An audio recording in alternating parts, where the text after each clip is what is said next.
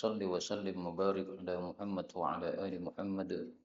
اللهم إنا نسألك علما نافعا ورزقا طيبا وعملا متقبلا. اللهم افتح لنا كل خير ويسر لنا كل أمور. اللهم انصر المجاهدين وارحم المستضعفين ودمر أعداء الدين واطمس على أموالهم وفك أسر المسلمين آمين يا رب العالمين. Alhamdulillah kaum muslimin rahimakumullah. Sebelum kita lanjutkan pengajian dari kitab Ma'alimus Sunnah karya Syekhuna Saleh Ahmad Asy-Syami Fakkallahu Asrah, ada satu tambahan yang perlu saya sampaikan untuk kajian yang kemarin, yaitu pada kata-kata ardon wa nakhlan yang kemarin kita bahas ya. Apakah yang benar itu adalah ardon wa nakhlan ataukah ardon wa ghailan atau wa ghilan. Karena pada naskah hadisnya itu adalah kata-katanya ardon wa nakhlan. Tetapi pada syarahnya ternyata beliau mengatakan wa ghilan. Nah, di sini ternyata memang riwayatnya banyak ya. Saya kumpulkan itu ada 4 riwayat. Sehingga ada yang meriwayatkan dengan kata-kata nakhlan, ada juga yang menambahkan ya menjadi nakhilan, ada juga yang meriwayatkan dengan lafal ghailan, ada juga yang meriwayatkan dengan lafal wakadha. Jadi 4 macam. Dari Maktabah Syamilah, itu ketika saya cari dalam kitab itu hadis, itu mayoritasnya menulis wa nakhlan. Hanya satu yang menulis wa ghailan, yaitu pada kitab Tabaqat karya Ibnu Sa'ad. Yang lain-lainnya nakhlan. Sehingga waktu itu saya hampir yakin ini pasti yang ghailan yang salah. Kemudian ada salah satu teman menginformasikan kepada saya bahwa ada naskah Sunan Ibnu Majah itu pakai kata-kata ghailan dan menyalahkan yang nakhlan. Saya anggap waktu itu justru itu yang salah. Tapi ternyata pentahqiqnya adalah Syekh Syu'aib Arnaud. Begitu tahu saya pentahqiqnya Syekh Syu'aib Arnaud, nggak berani melawan saya. Ya. Karena beliau adalah seorang ulama besar ahli tahqiq. Nah, karena itu kemudian saya bandingkan dengan karya guru saya, namanya adalah Syekh Al-Ghamri. Ya. Beliau seorang muhakkik sekaligus seorang syarih. Ya. Nah, kalau guru kami Syekh Ghamri di dalam kitab Syarah Darimi, beliau mengatakan la ajzimu bi tahdidis shawab. Saya tidak bisa memastikan mana yang benar dari riwayat-riwayat tadi ya. Karena ada riwayat tadi, ada ghailan, ada nakhlan, ada nakhilan, ada usban, ada kadza. Nah, berarti masa ada 5, ada 5 lafaz.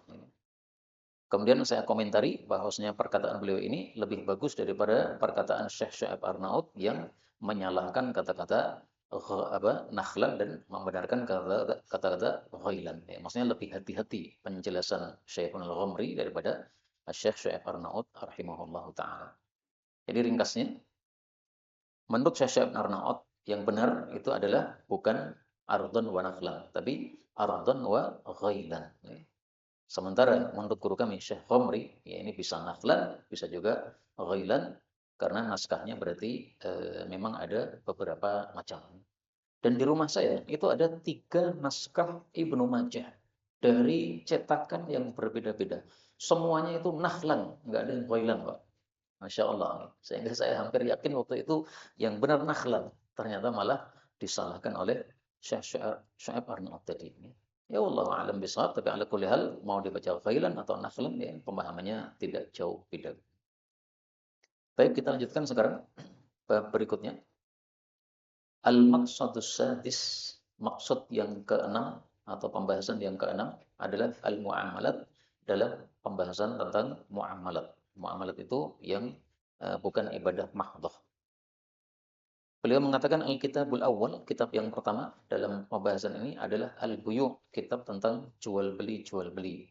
Jual beli itu ada yang halal, ada yang haram, ada yang makruh, sehingga disebutkan dengan bentuk jamak. Buyu' jual beli ya, karena hukumnya ada macam-macam tadi. Bab yang pertama al-halalu bayyinun, yang halal itu jelas, wal haramu bayyinun, dan yang haram itu pun juga jelas. Hadis 2985 muttafaqun alaih dari Nu'man bin Bashir radhiyallahu anhuma, dia mengatakan, aku mendengar Rasul sallallahu alaihi wasallam bersabda, al halalu bayyin, yang halal jelas, wal haramu bayyin, dan yang haram jelas. Apa contohnya halal jelas, haram jelas? Contohnya apa yang disabdakan oleh Nabi sallallahu alaihi wasallam dalam hadis yang lain, beliau mengatakan, al-halalu ma ahallallahu fi kitabih. Yang halal adalah yang apa yang Allah halalkan dalam kitabnya, dan yang haram adalah apa yang Allah haramkan dalam kitabnya. Misalnya Allah mengatakan, wa harrama 'alaikumul khaba'ith. Misalnya Allah mengatakan, wa harrama riba. Kemudian wa ahallallahu al-bai'a. Nah, Allah menghalalkan jual beli, Allah mengharamkan riba. Itu sangat-sangat jelas. Ini hadis riwayat Tirmidzi sahih. Kemudian kita lanjutkan. Wa bainahuma, di antara halal haram ada musyabbahatun, perkara-perkara yang rancu. Boleh disebut musyabbahat, boleh disebut mushtabihat, ya. Ada tak di setelah shin. Dua-duanya riwayat yang sahih. La ya'lamuha, tidak mengetahui perkara yang rancu tadi, katsirun, banyak, minan nasi, dari manusia. Berarti sedikit manusia tahu, tapi kebanyakan tidak tahu. Yang sedikit itu siapa? Ulama-ulama yang sudah rasikhuna fil ilm. Jadi banyak perkara-perkara yang bagi kita syubhat, bagi ulama yang mantap ilmunya tidak syubhat. Contoh syubhat yang bagaimana? Yang diperselisihkan oleh para ulama. Misalnya rokok, ada yang mengatakan haram dan itu mayoritas, ada yang mengatakan makruh dan itu minoritas. Nah, kita yang bukan ulama, maka kita masih bingung ya. Sebenarnya yang benar itu haram atau makruh. Ini berarti masih rancu nih. Faman ittaqa syubhat, maka barang siapa yang menghindari yang musyabbahat, yang syubhat-syubhat atau yang rancu, istabra'a, berarti dia sudah membereskan atau membersihkan lidinihi, untuk agamanya, wa irdihi, dan kehormatannya. Apa maksud membereskan untuk agama dan kehormatannya? Ini sudah dijelaskan oleh beliau di footnote di bagian bawah. Maka kita tilik dulu di bagian bawah. Beliau mengatakan, istabra, yaitu hasalalahul bara'ah, terjadi untuknya kebersihan atau kebebasan, lidinihi, untuk agamanya, minadzammi syar'i, dari tercela secara syar'i, tidak dicela secara syar'i. Wasana irdahu, dan dia sudah menjaga kehormatannya, angkala min nasi fihi, dari pembicaraan manusia terhadapnya. Misalnya kalau ada kiai ngerokok, nah, nanti ada yang komentar ya, kiai kok ngerokok, nah, itu berarti apa? Kehormatan dirinya tidak bersih. Waman waqa'a, dan barang siapa yang terjatuh fi syubhat, di dalam perkara-perkara yang syubhat, yang rancu, maka berarti kara'in, seperti penggembala, yar'a, yang dia menggembala, haulal hima, di sekitar tanah larangan. Maka yushiku, nyaris, ayyuwaqi'ahu, dia jatuh atau masuk kepadanya. Dalam riwayat yang lebih lengkap, waman waqa'a fi syubhat waqa'a fil haram. Masuk syubhat berarti masuk haram. Apa maksudnya? Ada dua tafsiran. Tafsiran yang pertama, siapa yang masuk syubhat, dikit-dikit atau lama-lama akan masuk kepada yang haram. Jadi kalau sudah terbiasa syubhat, akhirnya berini yang haram. Tapi kalau syubhat kita hindari, maka haram lebih-lebih pasti kita hindari. Tafsir yang kedua, siapa yang terjerumus dalam syubhat, pasti terjerumus dalam yang haram. Kenapa? Karena syubhat itu hanya ada dua kemungkinan. Ada kalanya halal, ada kalanya haram. Kalau ternyata di mata Allah haram, berarti ya kita sudah masuk pada yang haram. Misalnya ya, kita melakukan 5 syubhat. Di akhirat ternyata Allah memutuskan yang 3 ini haram, yang 2 ini halal. Nah, berarti kita sudah masuk haram 3. Ya kan? Dan kemungkinannya cuma 2 tadi. Namanya syubhat itu kemungkinan haram, kemudian kemungkinan halal. Nah, berarti sudah masuk dalam yang haram apabila ngepasi yang di mata Allah haram. Kemudian kita lanjutkan. Ala ketahuilah, wa inna, dan sesungguhnya, likulli malikin, bagi setiap raja itu ada hima, ada tanah larangan. Ala ketahuilah, inna himallahi, sesungguhnya tanah larangannya Allah, fi ardihi, di buminya, itu adalah maharimuhu, keharaman Allah subhanahu wa ta'ala. Artinya Allah itu kan raja. raja di raja. Sehingga wajar kalau Allah itu punya tanah larangan. Karena raja-raja di bumi saja biasanya punya tanah larangan. Ini raja-raja di masa jahiliyah ya. Pasti mereka itu membuat tanah larangan, rakyat tidak boleh masuk ke situ. Yang boleh masuk ke situ, yang merumput ke situ hanya kuda-kuda milik raja. Tapi ini bicara kondisi raja jahiliyah. Kalau di masa Islam sudah nggak boleh, Pak. Seorang raja yang buat tanah larangan nggak boleh. Karena Rasulullah bersabda, la hima illa lillahi wa rasulihi. Tidak boleh ada hima kecuali hanya milik Allah dan Rasul saja. Hadis riwayat Bukhari. Jadi hadis ini tadi hanya bicara kondisi raja-raja jahiliyah. Bukan berarti membolehkan tiap raja membuat tanah larangan sak penake dhewe rakyatnya ditelantarkan. Enggak boleh begitu. Kita lanjutkan. Ala ketahuilah wa inna dan sesungguhnya fil jasadi dalam tubuh kita itu ada mudghah, ada sekerat daging. Idza salahat apabila dia baik, salahal jasadu kullu, maka baiklah jasad itu semuanya. Wa idza fasadat dan apabila rusak, fasadal jasadu kullu, rusak jasad itu semuanya. Ala ketahuilah wahyal qalbu dan dia itu adalah hati. Artinya hati kita kalau bersih, maka anggota tubuh amalannya ikut bersih. Tapi kalau hatinya kotor, amalannya ikut anggota tubuh amalannya ikut kotor. Misalnya gini Pak, orang yang hatinya itu suka suudzon, berarti kan kotor. Akhirnya ngomongnya yang kotor-kotor. Ada orang masuk masjid sholat duha, dia ngomong, lihat ada yang masuk masjid sholat duha, itu dia diperhatikan, barangkali membuka kotak infak masjid. Nah, malah suudzon seperti itu. Kok ngomongnya jelek, kenapa? Karena hatinya sudah kotor dulu. Kalau hatinya bagus, insya Allah ngomongnya juga bagus. Maka dari sini kita ambil pelajaran bahwa hati itu kunci dari amal kebaikan kita dari anggota tubuh yang lain.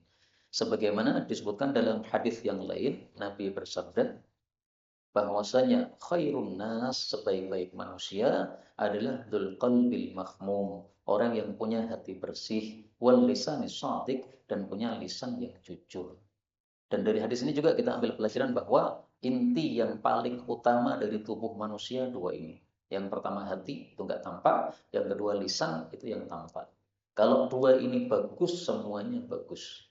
Dan tentang lisan ini disebutkan juga dalam hadis yang sahih, Rasulullah SAW bersabda, "Idza asbaha ibnu Adam, apabila manusia masuk waktu pagi, maka semua anggota tubuhnya tukaffirul lisan, tunduk kepada lidahnya." Anggota tubuh kita mengatakan, takwalah kepada Allah tentang kami hanya ikut kamu, kamu lurus, kami lurus, kamu bengkok, kami bengkok. Hadis riwayat Tirmidzi, disahihkan Ibnu Khuzaimah, meskipun didhaifkan guru kami Syekh Mustafa Al-Adawi hafizahullah taala. Karena itu kaum muslimin, mari kita berusaha mulut ngomongnya yang lurus, yang baik, yang jujur, hati isinya yang bersih-bersih. Setiap ada kekotoran dalam hati kita hindarkan, kita jauhkan. Berikutnya nih, 2986. Tadi hadisnya panjang sehingga saya sengaja potong-potong dulu. Dari Abul Hawra As-Sa'di, dia mengatakan, saya berkata kepada Hasan bin Ali, cucu Nabi sallallahu alaihi wasallam, "Ma hafidta, apa yang kau hafal min Rasulillah sallallahu alaihi wasallam, dari sabda Nabi?" Qala, dia mengatakan, "Hafidtu, saya hafal dari Rasulullah sallallahu alaihi wasallam, kakek saya, sabda beliau, da' ma yaribuka ila ma la yaribuka." Tinggallah apa yang meragukan kamu kepada apa yang tidak meragukan kamu. Ditambahkan oleh Imam Tirmidzi, fa inna sidqa, karena sesungguhnya jujur itu tuma'ninatun, ketenangan. Wa innal kadhiba, dan sesungguhnya dusta itu ribatun, keraguan-raguan atau ketidaktenangan, kegelisahan. Jadi orang dusta itu pasti gelisah, Pak. Khawatir kalau konangan. Ijazahnya palsu misalnya, gelisah sehingga gak berani mengeluarkan. Misalnya loh ya, saya tidak mengatakan siapa yang buat ijazah palsu enggak. Tapi kalau jujur, tenang. Meskipun ijazahnya kelihatan tidak asli. Seperti ijazah saya, Pak. Kelihatannya tidak asli. Karena semestinya dua tanda tangan, isinya cuma satu tanda tangan. Tapi saya yakin ini ijazah saya tenang. Saya menyampaikan kepada antum ini ijazah saya tahfidz betul. Karena yang salah itu adalah pesantren saya. Pesantrennya mestinya minta 2 tanda tangan, tapi baru minta 1 tanda tangan. Semestinya 1 tanda tangan ada itu Profesor Bambang, Direktur apa itu, UMS zaman dulu. Tapi mungkin karena beliau sibuk, akhirnya mereka belum sempat mintakan tanda tangan, sulak kelulusan, wisuda. Akhirnya pas wisuda diserahkan ijazah kosong tanda tangannya. Tapi asli 100% itu Pak. Jadi betul-betul apa? Ijazah yang keluaran dari pesantren. Nah, tenang saya menyampaikan, meskipun kosong tanda tangannya, ya saya jujur saja. Memang saya dikasih kosong. Ya. Tapi kalau orang yang ijazahnya palsu, wah itu nggak tenang, Pak. Pasti dia gelisah, ya. Tak kayak kepora, ya. Nenggon pengadilan tak kayak kepora, kekonangan, ya. Maka Pak, selalu gelisah terus. Ya. Baik, dari hadis ini kita ambil pelajaran bahwasanya kalau ada sesuatu yang meragukan, maka tinggalkan kepada yang tidak meragukan.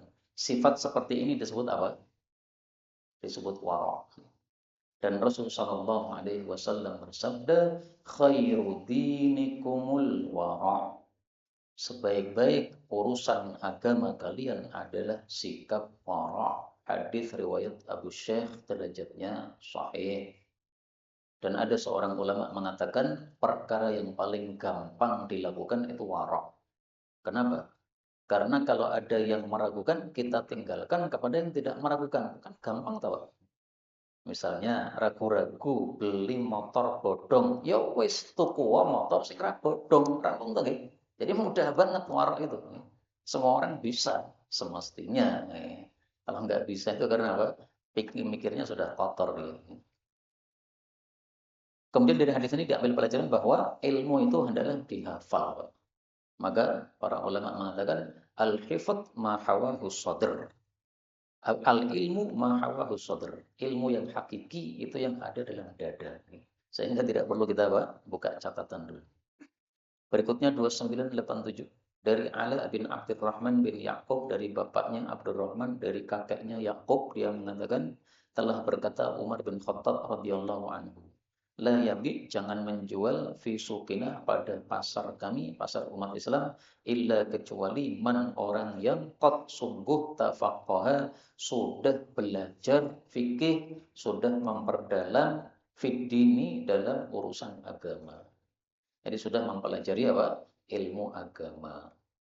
Hadis ini menunjukkan bahwasanya kalau semua orang yang berjualan itu melakukan apa yang dikatakan oleh Sayyidina Umar, yaitu belajar fikih, jual beli, belajar agama, maka insya Allah pasarnya akan menjadi baik sebagaimana di masa Sayyidina Umar.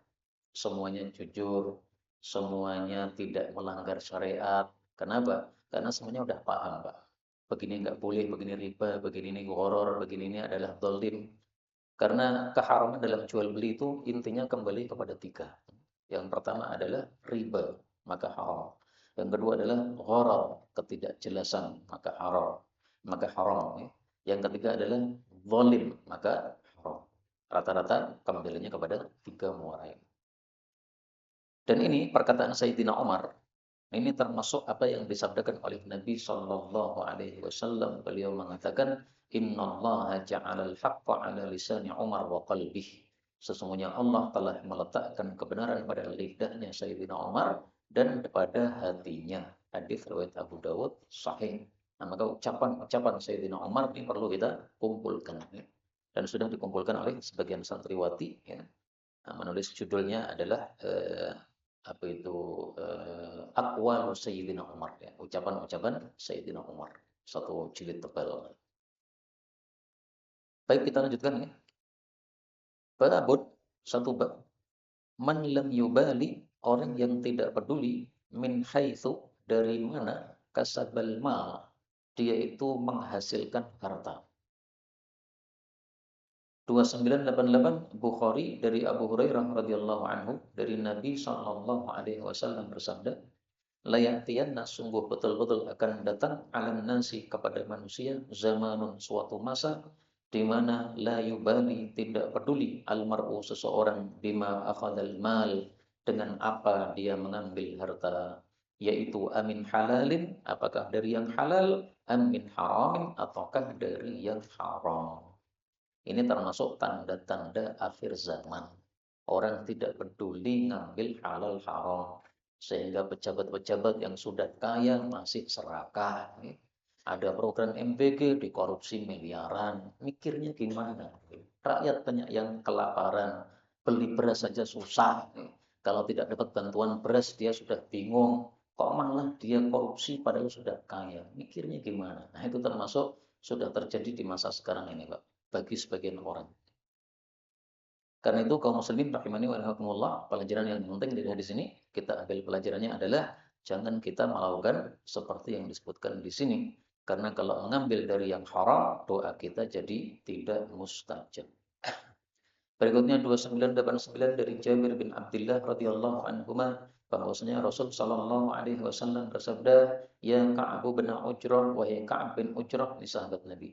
"Innahu sesungguhnya la yadkhulul jannata, tidak akan masuk ke dalam jannah, lahmun satu daging, nabata yang tumbuh min suhtin dari sesuatu yang haram." Hadis ini kalau kita amalkan dalam jual beli, maka tidak mungkin ada yang menipu dalam jual beli.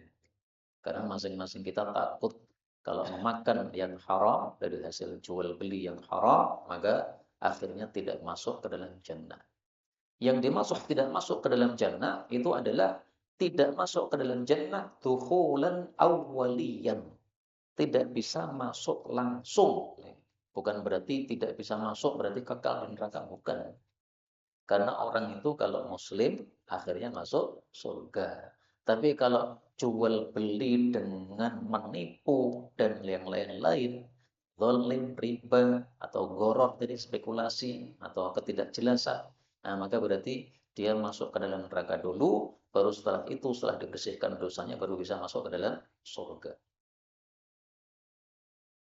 Bisakah hadis ini kita maknai tidak masuk ke dalam surga sama sekali berarti kekal di neraka? Bisa. Apabila kita melakukan ini dengan menganggapnya halal. Berarti menghalalkan apa yang Allah haramkan. Daging tumbuh dari yang haram. Misalnya apa? Riba. Kita mengatakan riba itu halal, riba haram itu ayatnya sudah enggak berlaku. Ayat itu sudah kuno ini. Sekarang ini harus riba, enggak riba enggak bisa hidup kita. Nah, kalau menghalalkan yang Allah haramkan seperti itu, kekal di neraka, karena sudah murtad. Nauzubillah min syarri dzalik. Kemudian tentang ini, daging yang tumbuh dari yang haram, ini ada hadis yang lain. Nabi Shallallahu Alaihi Wasallam bersabda, bahwasanya kullu jasadin nabata min suhtin, setiap tubuh yang tumbuh dari yang haram, fannaru aula bih, maka neraka lebih dekat kepadanya, alias lebih mudah berbuat maksiat dan susah untuk berbuat amal soleh. Karena itu kalau kita merasa susah berbuat amal soleh, susah tilawah, susah pengajian, susah tahajud, susah sholat jamaah, mari kita introspeksi, Pak. Yang kita makan itu sebenarnya apa? Kalau diajak berbuat amal soleh kok susah.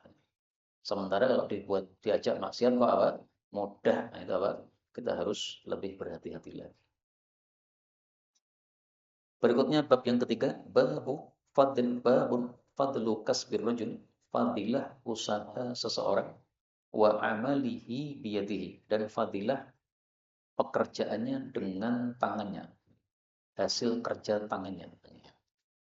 2990 riwayat Bukhari dari Miqdam radhiyallahu anhu, dari Rasul sallallahu alaihi wasallam bersabda, "Ma'akala, tidaklah makan ahadun seseorang ta'aman suatu makanan qattu sama sekali, khairan yang lebih baik, min ayyakula daripada dia memakan, min amaliyadih dari hasil kerja tangannya sendiri."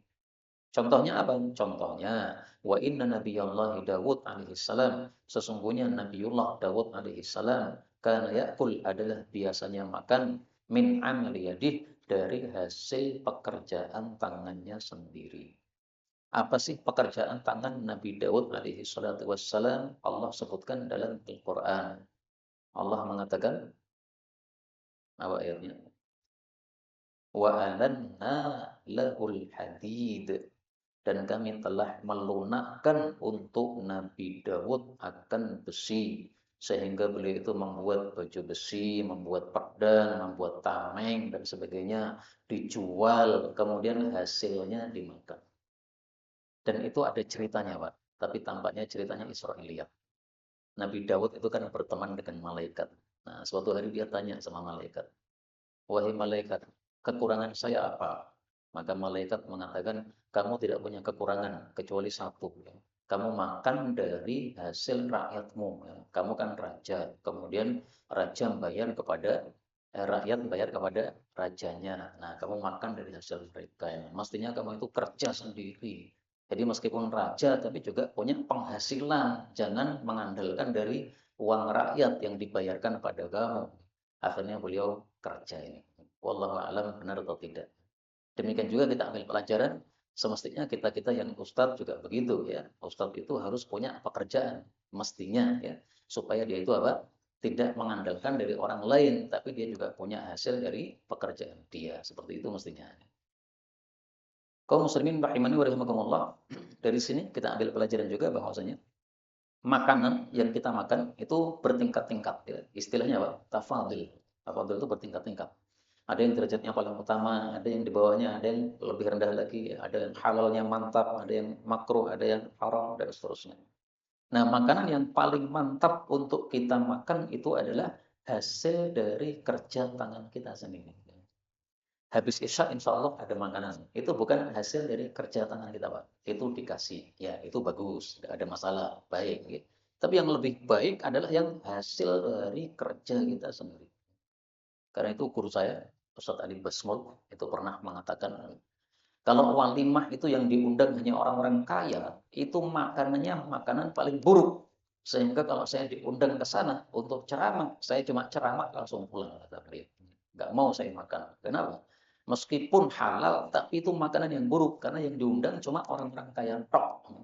Kalau yang diundang semuanya miskin kaya diundang, nah, bagus, nggak ada masalah.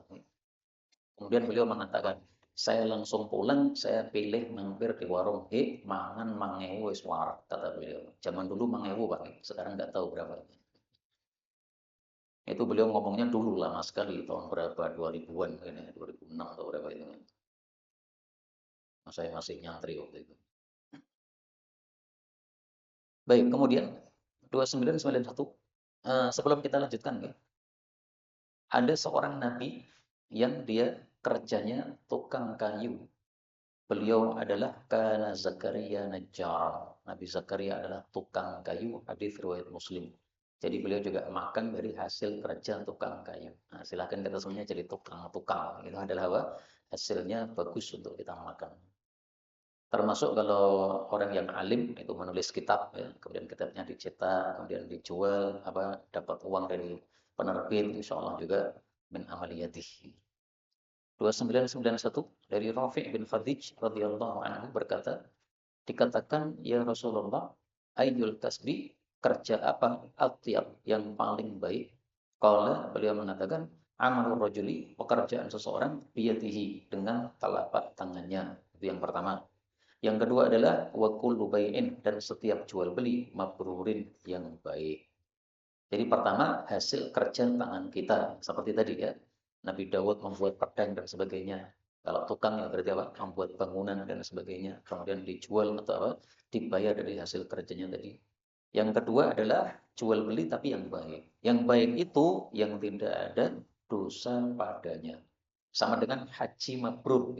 Haji mabrur itu apa? La itsma fihi. Yang tidak ada perbuatan dosa padanya. Haji kemudian matanya tidak lihat ke sana kemari, wanita-wanita yang cantik di Arab dan sebagainya. Haji tidak melanggar aturan haji. Nah, jual beli juga begitu. Tidak ada dosanya, berarti jual beli yang mabrur, yang baik.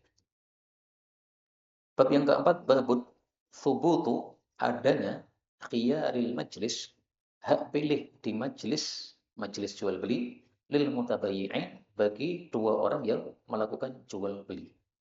Jadi maksudnya gini, kalau saya membeli di satu toko, selama saya masih di toko tadi belum keluar, berarti masih semajelis, maka saya masih bisa untuk hak memilih Memilih apa? Memilih antara dua, antara lanjut beli atau tidak jadi beli. Demikian juga yang menjual juga begitu, antara lanjut menjual atau membatalkan. Selama masih kumpul di toko berarti masih bisa membatalkan. Itu namanya apa? Khiyar majelis.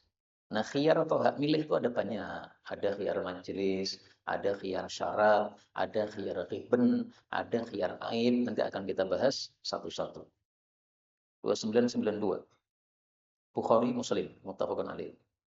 Dari Abdullah bin Umar radhiyallahu anhuma bahwasanya Rasul sallallahu alaihi wasallam bersabda, al-mutabayyi'ani, dua orang yang berjual beli, kullu wahidin minhuma, masing-masing dari keduanya, bil khiyari, boleh untuk memilih antara lanjut atau membatalkan, ala sahibihi, terhadap sahabatnya, malam yatafarraqa, selama keduanya belum berpisah. Berarti kalau sudah pisah, sudah tidak bisa membatalkan. Saya sudah sampai rumah, Pak.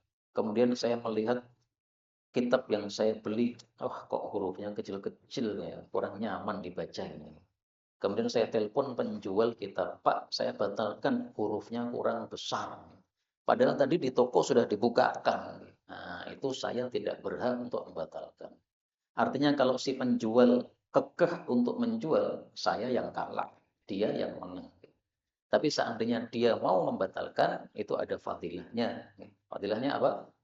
Aqalallahu athratahu. Man aqala musliman. Barang siapa yang mau menerima pembatalan jual beli dari seorang muslim, aqalallahu athratahu, Allah pun akan menerima kesalahan-kesalahannya alias dimaafkan. Jadi kalau pengen dosa-dosanya dimaafkan, kalau kita melakukan jual beli, baik sebagai penjual atau pembeli, kalau ternyata dia menyesal dan membatalkan, terima aja. Monggo, monggo, batalke nggak apa-apa, saya malah senang. Loh, kok senang kenapa? Dosa-dosa saya dihapuskan oleh Allah, terima kasih. Kalau perlu tambahi bonus, Pak. Dia membatalkan, gitu, barangnya diberikan kepada kita, uangnya kita kembalikan, tambahi. Dek mau bayar piro? 5.000, tak kayak 6.000 ya. Terima kasih. Dosaku sudah diampuni oleh Allah gara-gara kamu. Ini hadis riwayat Abu Dawud. Maka yang dimaksud pisah di sini, pisah dari majelis menurut jumhur ya. Tapi ada dua pendapat. Sebagian ulama berpendapat pisah di sini maksudnya adalah pisah dari bicara. Artinya sudah diam. Kalau penjual sudah diam, pembeli sudah diam, meskipun masih di tempat tadi, itu dianggap sudah pisah. Tapi pendapat ini pendapat lemah ya. Karena ada hadis yang sangat jelas menunjukkan bahwasanya pisahnya ini pisah majelis. Yaitu Ibnu Umar ini, perawi hadis ini. Dia kalau melakukan jual beli dan merasa sudah puas dengan jual belinya, maka dia pergi. Pergi supaya apa? Supaya tidak dibatalkan oleh orang yang menjual tadi. Oh, sudah sama-sama puas. Kemudian selanjutnya beliau mengatakan illa kecuali bai'al khiyar. Jual beli khiyar. Maksudnya apa? Jual beli khiyar itu meskipun masih semajelis tidak boleh dibatalkan. Nah, sekarang jual beli khiyar itu yang bagaimana? Jual beli khiyar adalah ketika seorang penjual atau pembeli, meskipun masih dalam majelis, dia mengatakan kepada temannya, ikhtar, pilihlah, lanjut porang. Kemudian si penjual mengatakan lanjut. Nah, kalau dia sudah mengatakan lanjut, meskipun masih semajelis, maka tidak ada khiyar lagi. Kalau bahasa kita zaman sekarang, biasanya di nota tertulis, barang yang sudah dibeli tidak boleh dikembalikan. Gitu. Nah, sudah ada tulisan itu, kita sudah baca, dan kita setuju. Berarti kalau sudah dibayar, meskipun masih di toko, dikembalikan nggak boleh. Kenapa? Itu namanya bai'ul khiyar. Itu tafsiran yang pertama untuk kata-kata bai'ul khiyar. Dan itu tafsiran yang terpilih. Ada tafsiran yang kedua. Bai'ul khiyar itu sama dengan khiyaru asyarti. Khiyar syarat. Apa itu khiyar syarat? Khiyar syarat yaitu misalnya seorang pembeli mengatakan, ya, saya bersyarat bahwa barang ini 3 hari. Kalau selama 3 hari saya tidak kembali, berarti lanjut. Kalau selama 3 hari saya kembali, berarti batal. Penjualnya mengatakan, oke, setuju. Nah, itu berarti apa? Khiyarus syarti. Maka bai'ul khiyar ini ada dua tafsiran. Artinya gini ya. Kalau kita tafsir dengan tafsiran pertama, maka meskipun masih satu majelis, sudah tidak boleh khiyar. Kalau kita tafsiri dengan tafsiran yang kedua, berarti maksudnya meskipun sudah pisah majelis, tapi masih bisa khiyar. Kenapa? Sudah disyaratkan tadi. Biasanya 3 hari, biasanya. Dan jangan panjang-panjang, Pak. 1 tahun kalau kembali boleh balik, balik tenang. Setahun wis selek barang ya. Jangan setahun ya. 3 hari aja. Karena orang itu mengetahui barang secara maksimal itu biasanya kalau sudah 3 hari, sudah ngerti betul barangnya bagaimana. Karena saya pernah beli, Pak, HP second. Hari pertama nggak apa-apa, hari kedua nggak apa-apa, hari ketiga baru ketok. Setiap kali kepencet, maka mati, setelah mati kemudian dihidupkan nggak bisa nyala. Selalu begitu terus. Akhirnya susah. Gitu. Nah, berarti itu cacatnya muncul baru hari ketiga. Penjualnya mungkin juga nggak tahu. Bahwasanya ada cacat seperti itu. Berikutnya, 2993. Dari Abu Hurairah radhiyallahu anhu, Rasul Shallallahu alaihi wasallam bersabda, "La yaftariqanna, betul-betul jangan pisah, ithnani, dua orang maksudnya penjual dan pembeli, illa antaradin, kecuali saling ridho." Jadi tidak boleh kita mengambil kesempatan dalam kesempitan. Ada penjual menjual dengan harga yang sangat murah. Kita tahu ini harganya sudah kadaluarsa. Mestinya harganya itu sudah naik 5.000, masih dijual 1.000. Langsung kita borong semuanya, Pak. Kemudian kita pergi secara cepat nih supaya tidak dibatalkan. Padahal kita tahu, ini kalau tahu harga sekarang pasti dia nggak ridho. Ternyata betul, Pak. Setelah kita pulang, penjualnya mengatakan, mohon maaf, harganya salah. Itu sudah naik kemarin, tapi saya belum diberitahu sama pemilik toko. Ini saya suruh ganti, ini gimana ini? Nah, berarti apa? Dia tidak ridho sebenarnya dengan apa? Dengan jual beli tadi. Maka ringkasnya, jual beli jangan ada pemaksaan, jangan ada kata-kata yang mendesak kepada penjual atau pembeli. Akhirnya dia menjual dengan terpaksa. Karena hal itu menyebabkan tidak diberkahi oleh Allah Subhanahu wa taala. Dan ada hadis yang semakna. Rasulullah Shallallahu alaihi wasallam bersabda, "Innamal bai'u", sesungguhnya tiada lain jual beli itu. Maksudnya jual beli yang baik itu adalah antara din, saling ridho. Hadis riwayat Ibnu Majah sahih. Seolah-olah mengatakan kalau tidak saling ridho tidak sah. Seolah-olah ya. Tapi ini adalah mubalaghah.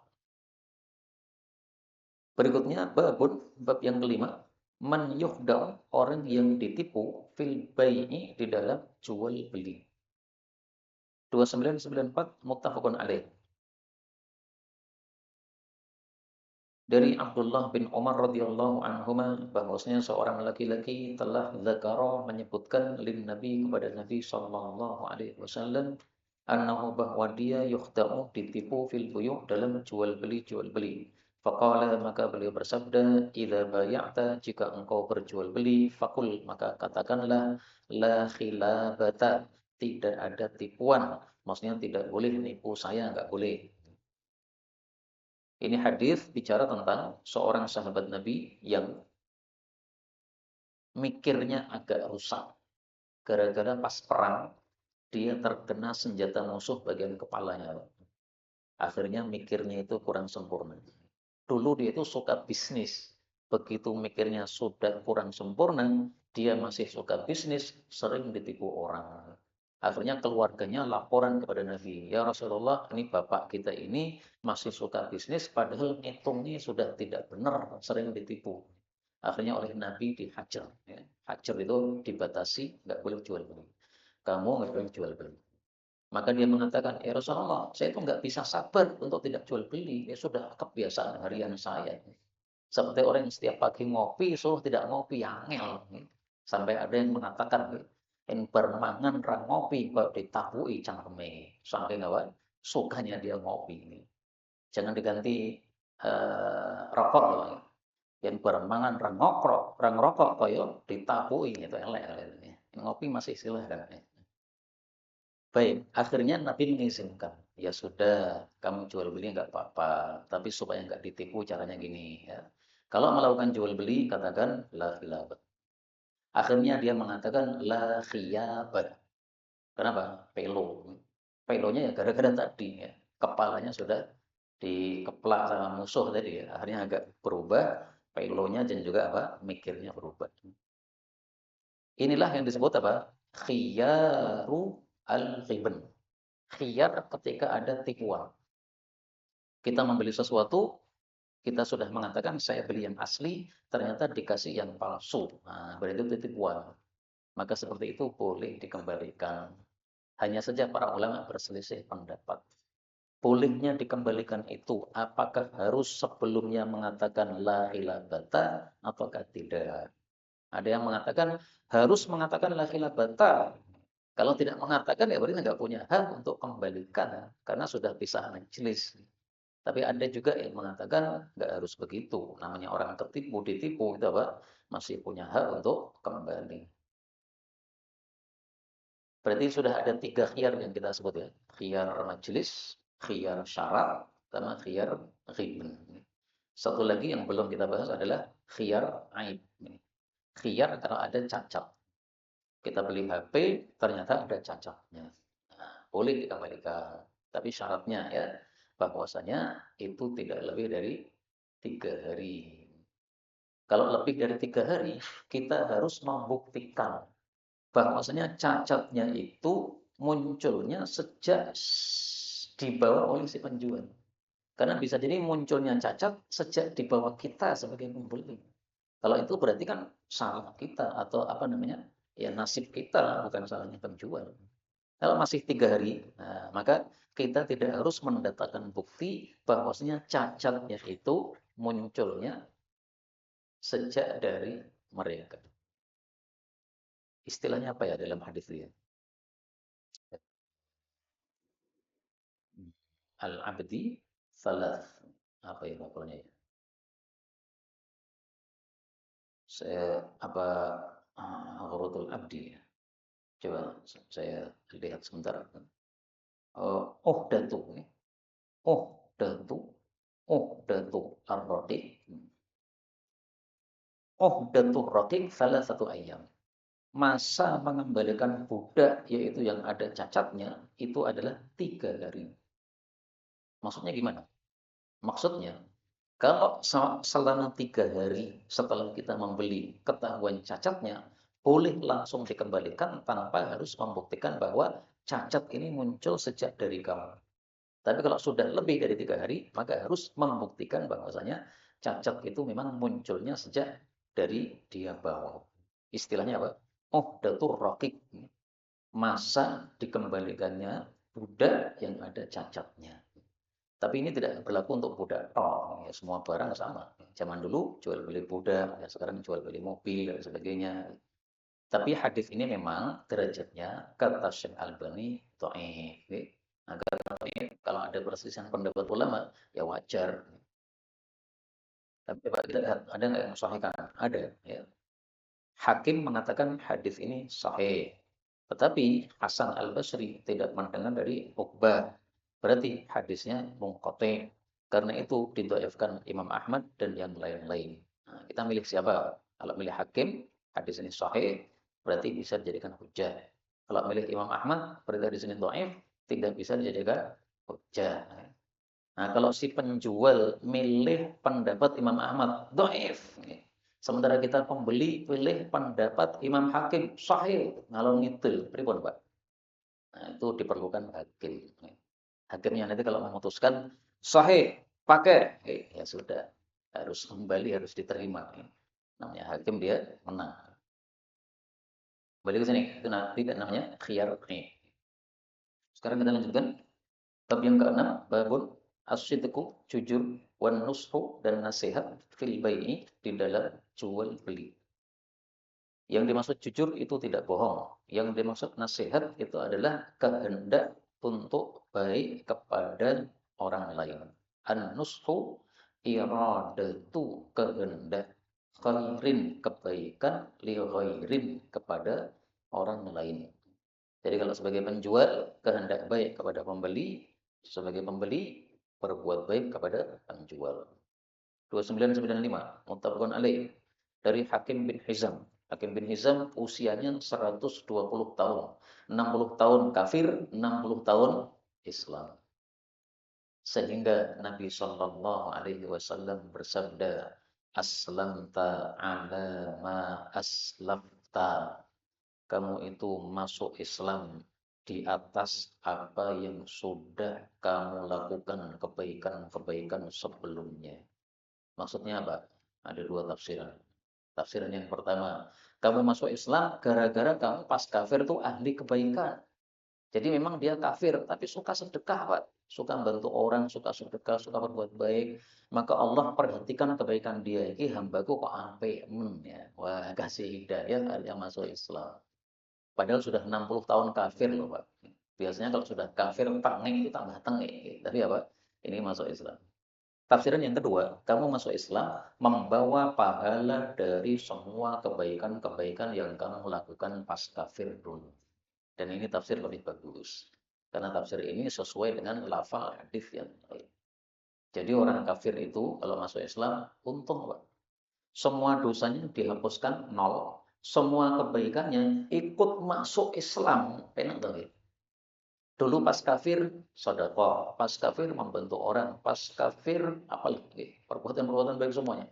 Itu pas masuk Islam itu muncul pahala semua total.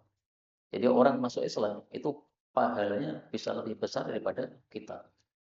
Karena kita kan mengumpulkan dosa plus pahala, gitu. Nah, mungkin separuh-separuh. Nih. Tapi kalau yang masuk Islam ini pahala tok, dosanya nol, masya Allah. Mudah-mudahan semua kita diampuni dosanya oleh Allah Subhanahu Wa Taala. Ini tadi Hakim bin Hizam radhiyallahu anhu dia mengatakan Rasulullah Shallallahu alaihi wasallam bersabda, al-bayyi'ani, dua orang yang jual beli, yaitu penjual dan pembeli. Bil khiyari, boleh memilih antara batal atau lanjut. Malam yatafarraqa, selama keduanya belum pisah. Disebut khiyar majlis. Au qalan, atau Nabi bersabda, hatta yatafarraqa, sampai keduanya pisah. Kalau pisah berarti sudah tidak bisa khiyar. Kecuali kalau tadi apa? Khiyar syarat atau bai'ul khiyar. Kemudian beliau bersabda, fa'in shadaqa, jika keduanya jujur, wa bayyana, keduanya menjelaskan. Burika lahuma, diberkahi untuk keduanya, fi bai'ihima, pada jual beli keduanya. Menjelaskan apa? Menjelaskan cacat masing-masing. Penjual menjelaskan cacat dari barangnya. Pembeli menjelaskan cacat dari uangnya. Pak, saya beli laptop, harganya berapa? 5 juta. Nggih, ini duit 5 juta, tapi mohon maaf, uang palsu, Pak. Jujur, jangan sembunyi-sembunyi. Tapi harus jujur, ini uang palsu, boleh enggak, Pak? Kalau memang diterima, alhamdulillah. Enggak diterima, ya wis. Kau mulai kono. Harus jujur, Pak. Wa in katama, jika keduanya menyembunyikan aib masing-masing, wa kadzaba, dua-duanya dusta juga, muhiqat, dihancurkan barakatu bai'ihima, berkah dari jual beli keduanya. Di sini Nabi menjelaskan dua kondisi dan Nabi tidak menjelaskan satu kondisi yang lain. Kondisi pertama sama-sama jujur, sama-sama menjelaskan. Kondisi kedua sama-sama tidak jujur, sama-sama menyembunyikan. Nah, kondisi ketiga belum disebutkan. Bagaimana kalau salah satunya jujur, salah satunya tidak? Salah satunya menyembunyikan, salah satunya tidak. Di sini para ulama berselisih pendapat. Sebagian ulama berpendapat, kalau satunya jujur, satunya tidak, berarti yang jujur masih dapat berkah, yang tidak jujur tidak dapat berkah. Pendapat yang kedua mengatakan, meskipun hanya satu yang tidak jujur, berkahnya amblas semuanya. Dan saya pilih pendapat yang kedua. Kenapa? Karena dua kondisi. Kondisi pertama, di sini Nabi mengatakan jika dua-duanya jujur, dua-duanya menjelaskan. Berarti syaratnya berkah itu kalau dua-duanya jujur, dua-duanya menjelaskan. Kalau salah satu saja yang jujur berarti belum memenuhi syarat toh, Pak. Kalau ini disyaratkan oleh Nabi kan, dua-duanya harus jujur, dua-duanya harus menjelaskan. Alasan yang kedua, karena menurut saya pernah mengalami membeli sesuatu, saya tanya, ini barangnya bagaimana kondisinya, bagus atau tidak, atau ada cacatnya. Ternyata cacatnya tidak dijelaskan, Pak, cuma disebutkan bagus-bagusnya aja. Padahal dia tahu ada cacatnya. Tapi karena saya itu orang pemula, jadi nggak paham bagaimana cacat barang, langsung aja bayar. Habis itu saya merasa berkain tek. Jadi selalu rusak terus, selalu begini terus, selalu begitu terus. Jadi selalu nggak ada berkahnya. Sampai-sampai saya mengikuti pendapat yang kedua gara-gara itu. Padahal dulu itu saya ikuti pendapat pertama, Pak. Habis saya kena, langsung saya ikuti pendapat kedua. Jadi boleh beda berubah pendapat nggak ada masalah. Karena ngalami sendiri. Menurut saya alami. Wallahu a'lam bishawab. Ini yang dapat kita pelajari betul dari Allah. Kalaupun ada salahnya,